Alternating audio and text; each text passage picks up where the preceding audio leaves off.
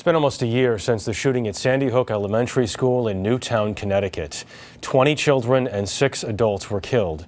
Tomorrow, the state attorney releases a new report on what happened. Here's Don Dahler. In the 11 months since the Newtown tragedy, Connecticut state attorney has interviewed dozens of people and investigated every second of what happened that day. One area of focus is police response, whether procedures were followed and if they were effective. 6-7 Sandy Hook School. Caller's indicating she thinks there's someone shooting in the building. Dispatch recordings show the first 911 call came in just before 9:36. The first officer arrived a minute and a half later. The tapes indicate officers were inside the school by 9:44. Through interviews with officers and by examining tape recordings of the body microphones many were wearing, the report is expected to give a clear timeline of events, but not necessarily make recommendations. Connecticut Senator Richard Blumenthal. What do you expect this report to reveal that isn't already known?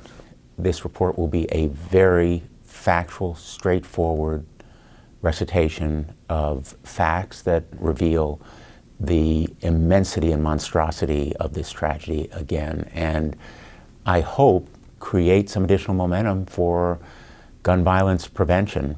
In the past year, many school districts nationwide have beefed up security, but federal efforts to establish background checks for firearm purchases that could limit access for the mentally ill have gone nowhere. I think that school security has to be improved. That will be a lesson of the report. And of course, longer-term mental health initiatives.